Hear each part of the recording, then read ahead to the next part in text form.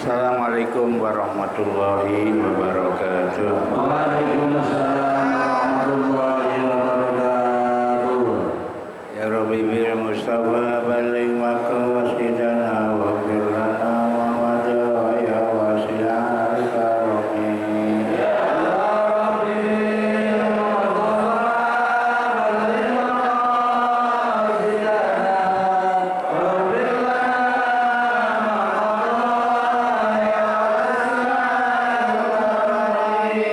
Wal habibul ladzi turja syafa'atuhu li kulli awwalin minal awwalin muqaimin.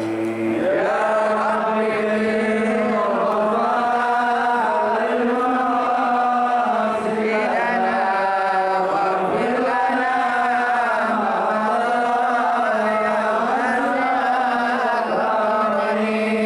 Da'ilallahi fal mustamsikuna bihablin ghairi munfasimin. Ya Rabbi bil Mustafa baligh maqasidana wa fir lana ya wasi'al karami. Allahumma salli wa sallim wa barik alaihi. Alhamdulillah wassalatu wassalamu ala rasulillah wa ala alihi wa sahbihi wa man tabi'a wa wala. La haula wa la quwata illa billah, amma ba'd. Segenap pengurus Majelis Taklim Ukhuwah Islamiyah dan segenap pengurus masjid, pengurus masjid Hidayatul Karamah, Bapak Ibu yang saya hormati, alhamdulillah, mari kita panjatkan puji syukur kehadirat Allah Subhanahu wa taala pada pagi hari ini.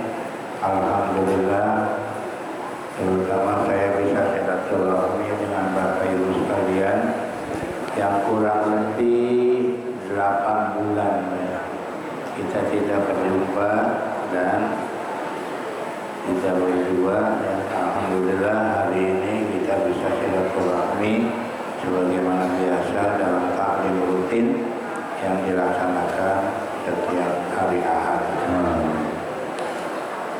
Kemudian salawat serta salam mari sama-sama kita sampaikan kepada junjungan Nabi besar kita Muhammad sallallahu alaihi wasallam. Mudah-mudahan kita semua akan mendapat syafaat dari Rasulullah sallallahu alaihi wasallam. Bapak Ibu yang saya hormati, terutama saya ucapkan terima kasih kepada Bapak Ibu sekalian yang telah membantu doa, amal baik dan lain sebagainya ya atas kesembuhan saya.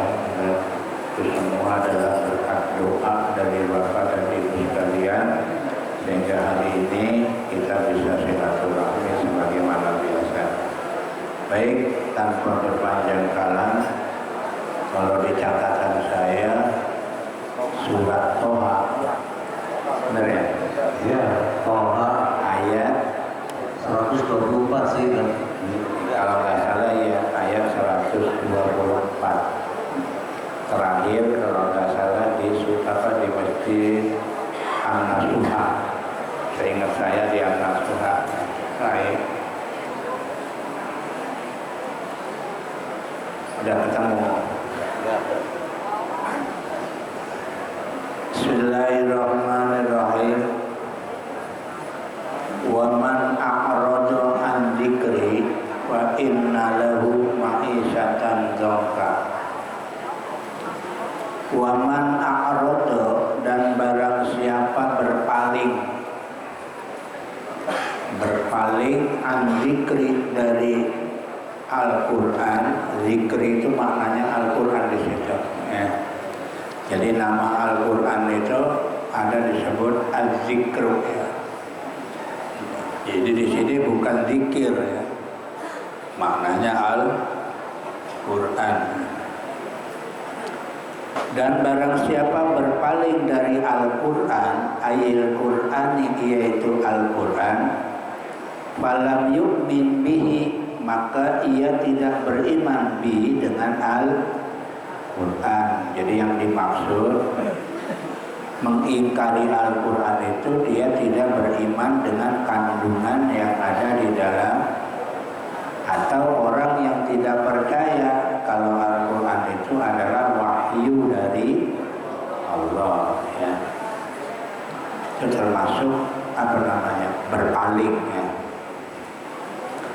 Maka sesungguhnya baginya, bagi orang yang mengingkari, ya, maka sesungguh baginya, bagi orang yang mengingkari Al-Quran, ma'isyatan dongka, yaitu kehidupan, ya.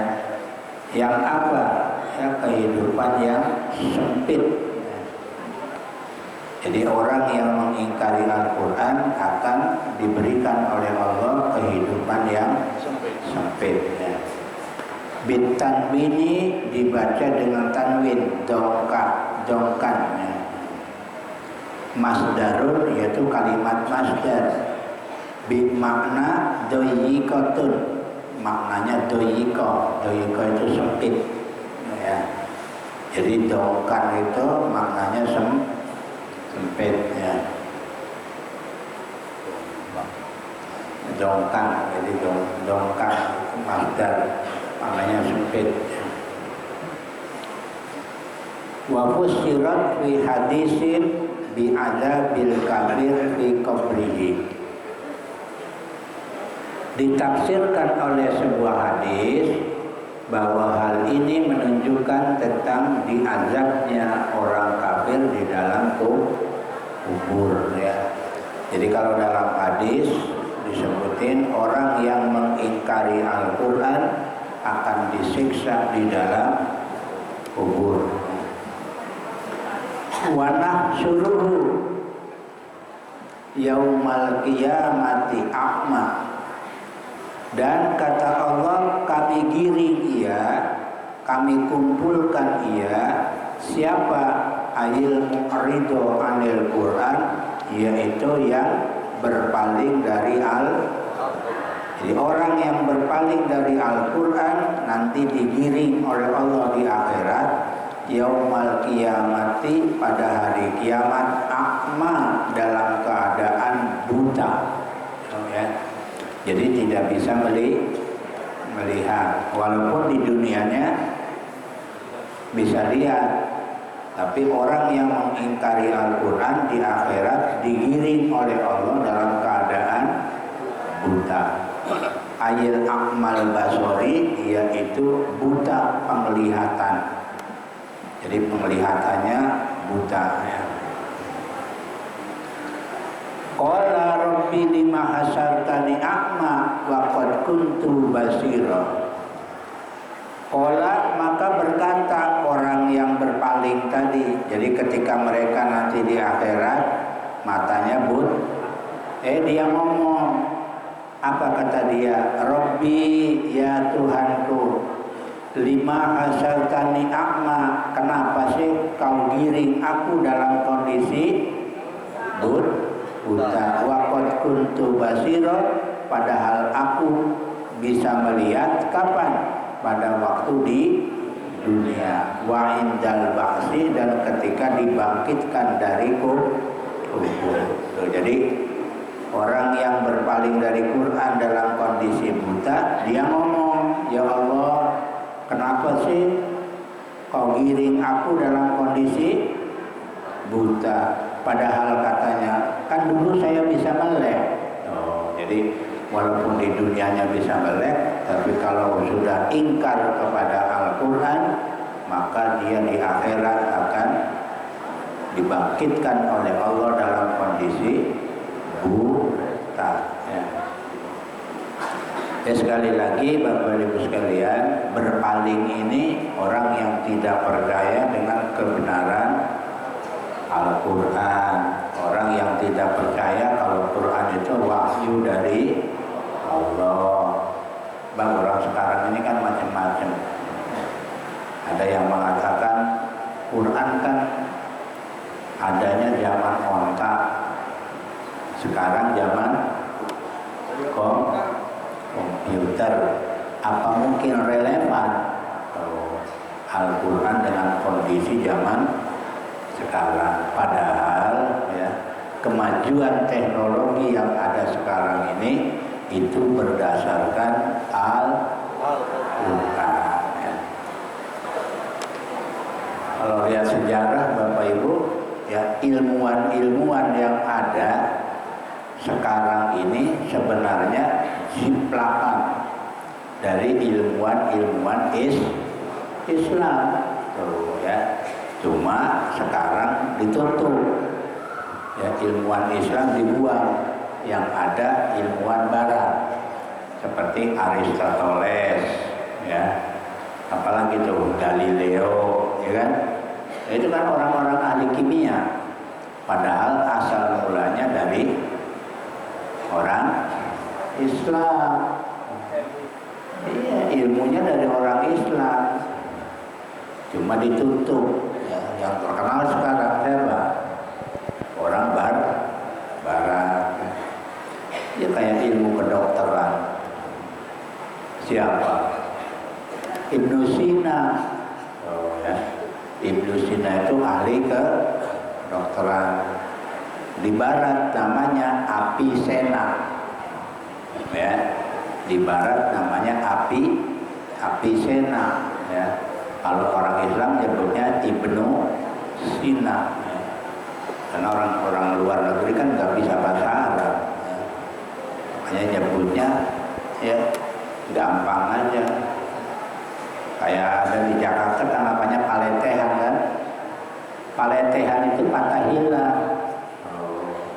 Orang Barat nggak bisa nyebut Fathahillah, jadi apa? Paletehan, ya.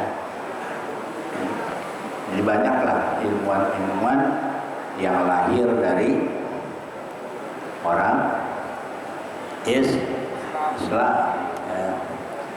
Ya Bapak Ibu yang dulu belajar aljabar, ya kan? Sekarang ada nggak aljabar? Ada, cuma dikit. Ada di matematik kalau aljabar cuma dikit, ya.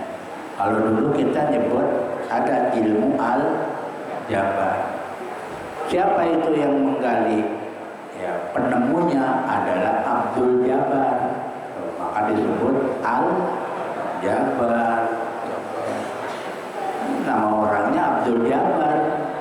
Itu yang menemukan ilmu Al-Jabbar. A ditambah B, AB, gitu kan ya? Ya coba sekarang ganti nama, apa namanya? Matematika, ya. Di dalamnya ada sedikit, cuma aljabarnya dikit, ya. Yang ada kebanyakan ya hitung-hitungan, banyak, ya. Banyak lah. Jadi ilmuwan-ilmuwan ini kebanyakan lahir dari orang Islam. Dari mana? Yaitu dari Al-Quran, ya.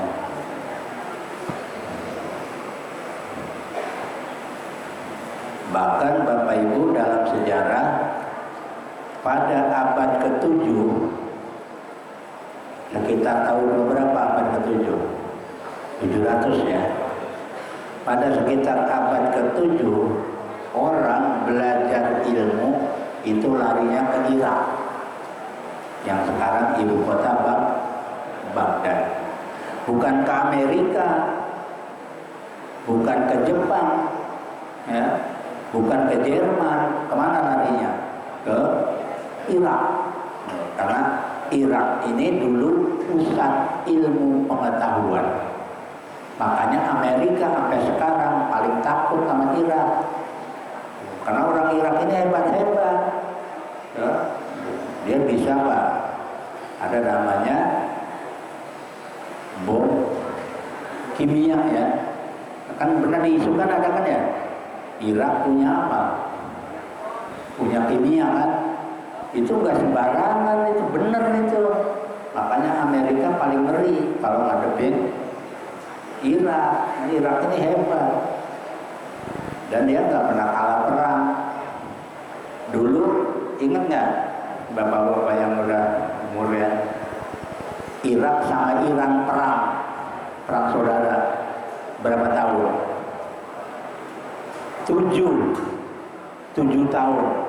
Pernah ada miskin? Hah? Pernah dengar Irak kelaparan gitu? Pernah? Gua padahal perangnya berapa tahun? 7 tahun perang saudara sama Iran, Irak sama Iran, sesama orang Islam. Itu 7 tahun dia nggak ngeluh, nggak pernah ada kelaparan apa. Coba Amerika sama perang apa tuh dulu namanya? Vietnam, sama Vietnam aja kalah. Ya, Bapak jangan melihat film, kalau film menang terus. Ya Amerika kalau perang pasti menang, ya kan? Di mana? Film. Kalau kenyataannya mah kalah dulu, nggak pernah menang. Ya, karena kalau di film yang keluar siapa? Rambo. Oh, ya ujung-ujungnya Rambo pasti menang. Ya. Kenyataannya nggak pernah ada. Ya. Makanya biasanya kalau mau perang jangan ngajak orang lah. Inggris diajak, siapa lagi? Makanya negara-negara lain diajak, ada sekutu namanya. Ya. Nggak pernah sendirian, nggak pernah. Adanya sekutu. Ya. Nih Bapak Ibu supaya tahu ya, sejarah tentang Irak. Ya. Ini Saddam Hussein itu hebat. Ini Saddam Hussein itu paling ditakuti karena dia luar biasa. Ya. Karena Irak ini banyak ilmuwan. Ya. Karena dulu kita tahun abad ke-7 orang belajar ilmu pengetahuan perginya ke Irak ya, atau ke Baghdad. Belum ada yang namanya Amerika, ya, Cina, belum ada. Sekarang orang belajar kemana? Amerika, ya kan? Mana? Jerman, mana? Jepang, ya kan? Ada yang ke Irak? Jarang. Nih, jadi orang yang berpaling dengan Quran ketika di akhirat dibikin buta oleh Allah, dia bilang, ya Allah, kenapa kau kumpulkan aku dalam keadaan buta? Padahal aku dulu ketika di dunia bisa melihat. Dijawab oleh Allah, qala kadzalika atatka ayatuna fanasitaha. Ya. Qala, Allah berfirman, apa kata Allah? Demikianlah ketika datang kepadamu ayat-ayat kami, maka kamu melupakannya. Aitaroktaha walam tu'min biha. Kalian tinggalkan itu ayat-ayat Allah dan kalian tidak beriman dengan ayat-ayat Allah. Dijawab oleh Allah, kamu dibikin buta kenapa? Karena dulu ketika di dunia dikasih ayat-ayat Allah, bukannya diterima malah dilupakan. Itulah balasannya nanti di akhir.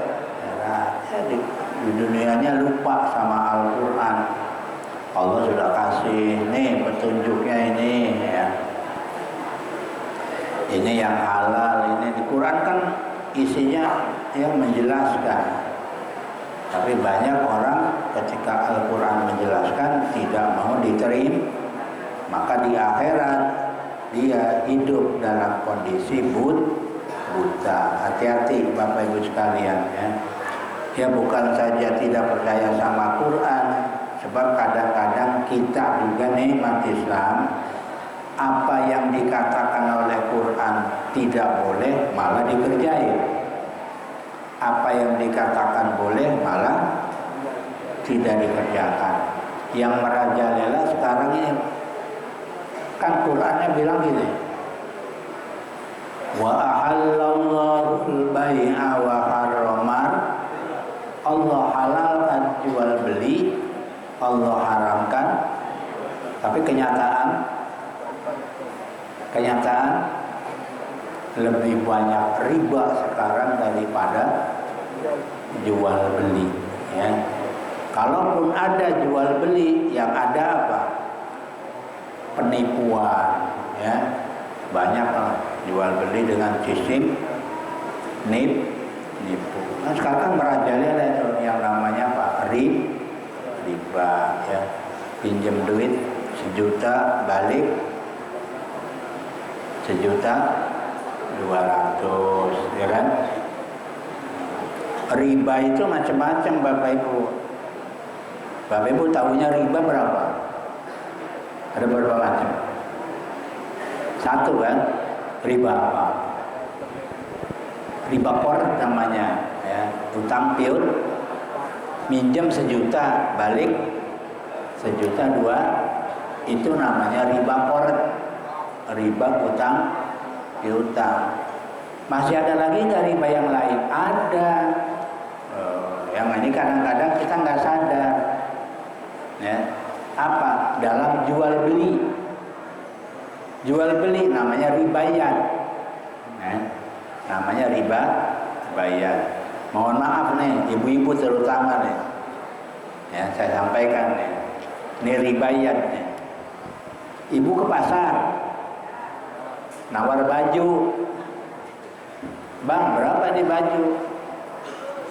300, kata ibu 200 dah, gak bisa. Mentok-mentok kata abangnya, udahlah 2,5 lah. Yang bener bang, iya 2,5, kalau mau silakan, enggak ya udah, gitu kan? Ibu nggak berani, pergi keluyur aja. Mudah-mudahan cari di tempat lain ada yang lebih murah. Diputar itu pasar, nanya barangnya sama, bentuknya sama, harganya ternyata di atas 2,5. Ibu mikir, berarti murahan tadi 2,5, bener? Balik ke tadi yang pertama, bang mana yang tadi? Secara hukum tidak sah. Ini riba ini. Secara hukum tidak sah karena sudah lepas. Tuh namanya, ya, tawar menawarnya kan udah selesai. Makanya kalau mau diterusin, kalau mau batalin. Jangan balik lagi, mana yang tadi. Ya. Yang jualannya kagak ngerti juga. Oh yang tadi bu, iya. Udahlah, sama-sama nggak benernya. Ya. Kalau yang jualannya ngerti hukum, Pak yang tadi mana? Kata ibu kan, kata bapaknya, yang mana bu? Yang tadi yang 2,5, sekarang enggak 26. Pinter itu, berarti yang jualan pinter. Ibu jangan marah. Tadi 2,5, sekarang 26. Yang tadi sekarang mah beda. Awas ya. Ini riba ini. Namanya riba iyad. Ya. Riba iyad. Jadi riba itu bukan masalah urusan duit aja. Ada lagi saya kasih contoh. Bapak Ibu naik mobil pribadi pulang kampung, berlima lah, ya, berlima, daerah Jawa. Di tengah jalan lapar, pengen, wah mana nih ada warung, mampir. Kan orang Jakarta kan gengsi, nanya, main masuk aja tuh ke warung. Orang kampung geblek ngelihat mobil, letter B, yang turun cakep-cakep loh, gitu. Orang kaya nih, ya, apa? Ditancap Pak, makan, udah makan aja pokok atau dimakan. Kita kan punya perhitungan, mau makan apa? Ini, oh paling 300 lah, gitu kan? Orang kampung geblek, ditancap 600. Berapa semua? 600. Lah yang bener. Iya. Ya, kita kan udah berhitungan, udah suka beli juga kan. Kan keder dibayar gendek. Bener? Enggak dibayar? Ya salah lah, orang udah makan. Tuh, udah bayar. Naik mobil. Dari mulai naik mobil sampai Jakarta ngoceh aja udah. Iya, jomel. Kurang ajar itu, gimana sih? Ya salah sendiri. Itu riba juga itu. Awas. Ya makanya kalau mau makan nanya, nggak usah malu-malu. Berapa seporsi? Kalau makan ini berapa? Ini kalau ini pakai ini berapa? Nggak usah gengsi. Ya takutnya di apa? Dia kayak tadi, ya. Kecuali Padang ya. Kalau Padang itu biasa lah. Tapi Padang juga kalau di tempat rekreasi mah sama mahal. Iya mahal. Kecuali Bapak Ibu kalau udah biasa. Nih Bapak Ibu punya tetangga jualan nasi uduk. Udah tahu sepiring taruhlah 5.000 ya. Udah biasa. Itu mah nggak usah nanya. Kadang-kadang kan naruh piring jangan uduk. Itu nggak bayar aja, nggak apa-apa itu. Yang penting sudah tahu harga. Kalau belum tahu jangan. Nggak usah jauh-jauh, Bapak Ibu di Ancol aja beli air tua. Di luar kan 1.500. Bapak Ibu nggak nanya, haus, main ambil aja. Begitu nanya berapa? 10.000. Ih 10.000 di luar 1.500. Di luar beli. Harus nanya. Ya. Karena kan dia bayar pajak, ya kan? Bayar retribusi. Ya. Jadi jangan harus nanya lah berapa. Makanya yang bagus Bapak Ibu kalau warung ada daftar menu. Kalau makan ini segini, makan ini segini. Jadi yang mau beli kan udah ngeliat, ya, lihat harganya berapa. Kan bisa ngukur kantongnya, ya. Jangan kejebak kayak tadi perkiraan 300, tahu-tahu 600. Ini namanya ribayat, ya. Ada lagi namanya riba nasa. Kalau riba nasa itu menukar barang yang sama dengan ada kelebihan. Nuker beras seliter dapat seliter setengah. Sama itu riba itu, ya. Sama-sama beras, ya. Yang satu beras seliter, yang satu seliter setengah. Itu riba juga itu, ya. Atau emas sama emas, ya. Biasanya kalau emas sama emas atau beras biasanya kan beda kualitas. Beras perak sama beras pulen. Yang pulen seliter, yang perak liter setengah, riba. Kalau mau jual beli itu caranya. Jangan beras sama beras ya nggak boleh, ya. Atau buah-buahan juga sama, ya. Pepaya sama pepaya. Iya, itu nggak boleh. Yang satu pepaya satu, yang satu pepaya dua, nggak boleh. Sama-sama pepaya kan? Nggak bisa itu. Itu namanya riba nasa. Ya, jadi riba itu macam-macam. Yang kita tahu namanya ya tadi duit, ya. Itu namanya riba koret, ya, riba utang piutang, ya. Ngutang 1.000 balik 1.500, ya. Ngutang 1 juta balik 1.300.000, ya. Ya, berapapun persentasenya tetap saja riba. Ya. Maka kalau ulama dari Mesir mengatakan bank itu haram, ya, yang bank konvensional kata ulama dari Mesir haram, berapapun persentasenya, ya. Tapi kalau dari Tarjih Muhammadiyah itu kalau di NU muktamar, ya, keputusan muktamar. Muhammadiyah punya keputusan namanya Tarjih. Nah, Tarjih Muhammadiyah bank itu apa ya, syubhat. Jadi masuknya nggak jelas. Dibilang halal ada haramnya, dibilang haram ada halalnya. Ya. Nggak jelas syubhat. Tapi ulama dari Bandung ada namanya Hasan. Ya.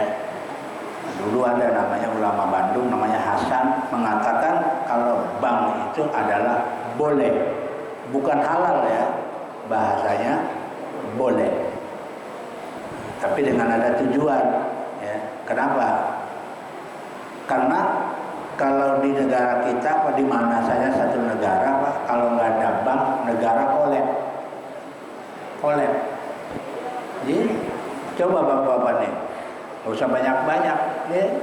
Yang hadir nih punya duit 5 juta aja ditaruh di rumah semua. Negara nggak punya duit, dari mana? Kan duit kita juga negara. Ya, makanya kata ulama yang namanya Hasan, boleh kita naruh duit di bank, ya. Tapi tujuannya buat membantu pemerintah. Jangan tujuan bunganya. Kalau tujuan bunganya haram juga, ya. Itu masalah bank, ya. Kalau kita tujuannya apa? Naruh di bank. Nah, kalau tujuan bunga udah haram itu, ya. Udah taruh aja, ngamanin duit. Ya, kalau di rumah makan cepat habis. Ya. Begitu dilihat, loh kok lebih? Ya udah, jangan diambil bunganya, ambil duit kitanya aja. Ini mah buat ngamanin aja, ngamanin. Sebab kalau kita pegang duit di rumah, ya berapapun, ya kadang-kadang kan ya satu lah diambil, buat satu, ya lama-lama habis. Tapi kalau di bank kan males ngambilnya, males lah di bank, biarin aja. Tuh, jadi tujuannya mengamankan aja, ya. Apalagi sudah apa bahasanya apa tuh? Kalau yang pakai jangka waktu, nah deposito itu mudah, udah tujuan asli itu, udah, ya. Deposito itu kan per 6 bulan, ya. Makanya tujuannya nyimpen aja, nyimpen. Sebab kalau simpen di rumah habis, ya. Udah. Memang kalau bank ini banyak apa namanya, beda-beda pendapat lah, ya. Beda-beda pendapat. Tapi yang ulama dari Mesir mengatakan tetap haram, ya. Berapapun persentasenya. Maka sedang dirubah yang namanya bank syariah. Maksudnya kalau syariah kan mudharabah bagi hasil. Tapi setelah saya tanya sama orang yang sudah minjem di bank syariah, sama aja. Bener kan? Ya kalau sama aja ya berarti cuma nama doang. Namanya syariah tapi isinya konvensional. Kalau syariah itu mudharabah bagi hasil. Jadi kalau bank rugi, nasabah rugi. Iya sama. Kalau banknya untung, nasabah untung. Tapi kalau nggak tahu untung ruginya, yang dapat penting untung melulu, ya udah sama. Ya.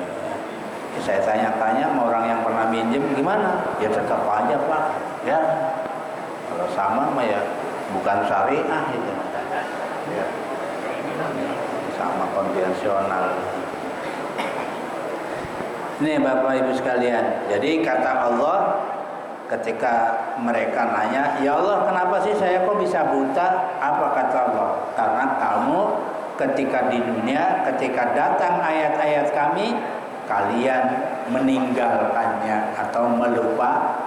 Ya, yang namanya melupakan itu tidak dipakai, ya, atau juga gimana? Pokoknya Al-Quran mengatakan ini, dia nyimpang ke sana. Quran bilang begini, dia nyimpang ke sini. Nah itu berarti melupa. Nanti di akhirat ya, hidup dalam kondisi matanya buta ya. Wa kadzalikal yauma wallahu a'lam bishawab. Itu saja sekalian yang bisa kami sampaikan. Di berikutnya ayat pada 125 ya. 27 ya 27 nanti 27.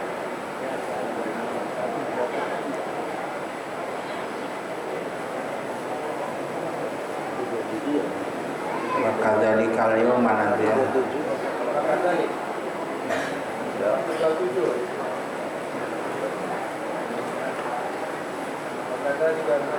Ya ya.